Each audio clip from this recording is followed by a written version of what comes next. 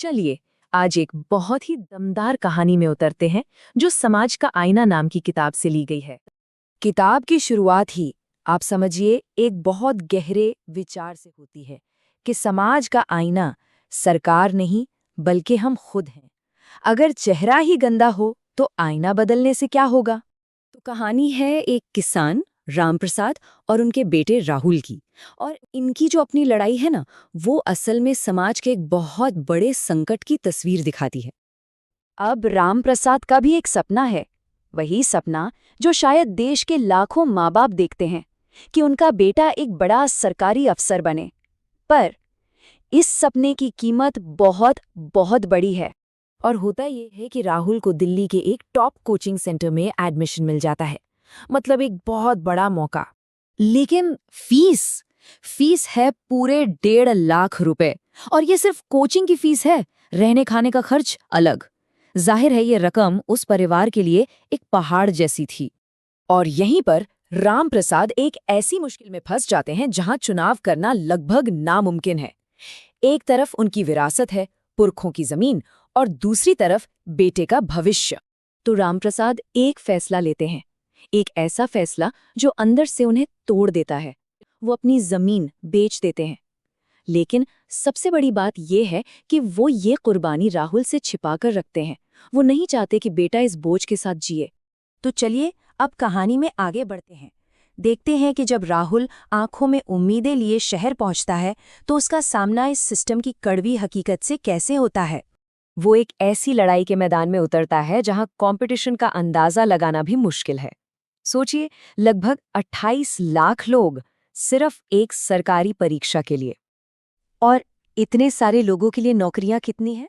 15,000 से भी कम। यहाँ आंकड़े देखिए, ये साफ साफ दिखाते हैं कि हालात कितने मुश्किल हैं। हर एक सीट के लिए 193 लोग लड़ रहे हैं, मतलब 192 लोगों का फेल होना तो पहले से ही तय है। शहर की जिंदगी वो बिल्कुल वैसी नहीं है जैसा सपनों में दिखता है। असलियत है 10 बाय 10 के तंग कमरे, अकेलापन, और ऊपर से परिवार की उम्मीदों का पहाड़ जैसा बोझ। और अब जो आंकड़ा सामने आता है वो सच में परेशान करने वाला है। ये इसकी इंसानी कीमत है। किताब में इसे आत्महत्या नहीं कहा गया, बल्कि इसे सिस्टम के हाथों की कई गई धीमी हत्या का नाम दिया गया है। किताब की एक कविता इस पूरी सिचुएशन के दर्द को बयां करती है। खेत बेचकर बाप ने भेजा था शहर जिसे, वो बेटे अब कमरों में घुट घुट कर जीते हैं। अब किताब सिर्फ राहुल की कहानी पर नहीं रुकती, वो इस आईने को और बड़ा करती है और दिखाती है कि ये दरारें सिर्फ एक स्टूडेंट की जिंदगी में नहीं बल्कि पूरे समाज में हैं।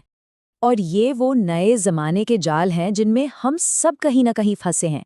ईएमआई पर चलती जिंदगी जो असल में कर्ज का पहाड़ है। एक ही घर में बैठकर भी फोन में खोए हुए लोग, बातें खत्म, बस चैट और स्टेटस बचे हैं। और सोशल मीडिया पर दूसरों से अपनी जिंदगी की तुलना जो सिर्फ डिप्रेशन और मायूसी दे रही। लेकिन अच्छी बात यह है कि ये किताब सिर्फ समस्याएं गिनाकर खत्म नहीं होती, बल्कि ये एक बहुत ही मजबूत कम्युनिटी पर आधारित समाधान भी देती है। और इस समाधान का नाम है पंच समिति। ये एक तरह की गांव की कमेटी है जिसका मकसद है गांव को फिर से आत्मनिर्भर, नैतिक और एक दूसरे का सहारा बनने वाला समाज बनाना। अब इस समिति का स्ट्रक्चर बहुत दिलचस्प है। देखिए, इसमें 5 स्तंभ हैं।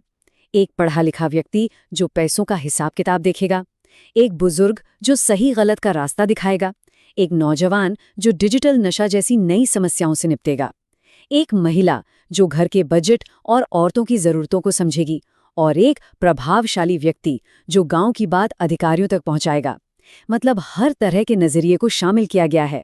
और इसका जो फाइनेंशियल मॉडल है वो तो कमाल का है। इसे 1000 रुपए की क्रांति कहा गया है। सोचिए, अगर गांव के 800 परिवार हर महीने सिर्फ 1000 रुपए जमा करें तो महीने का 8 लाख रुपए इकट्ठा होता है। ये पैसा एक कम्युनिटी फंड बन जाता है जिससे किसी की शादी या किसी भी इमरजेंसी में बिना ब्याज के मदद की जा सकती है, यानी कर्ज के जाल से आज़ादी। तो ये पूरा मॉडल असल में एकता की ताकत के बारे में है।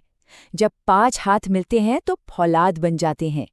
गांव के बिखरे हुए लोग ही खुद अपनी नींव बन जाते हैं। मतलब अपनी समस्याएं खुद सुलझाओ, किसी टूटे हुए सिस्टम के भरोसे मत बैठो।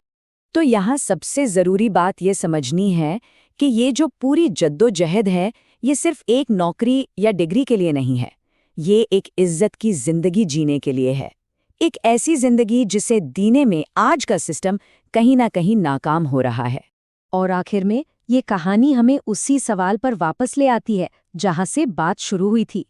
ये एक ऐसा सवाल है जो हम सबको सोचना चाहिए कि आईना बदलने से पहले क्या हम अपना चेहरा साफ करने के लिए तैयार हैं?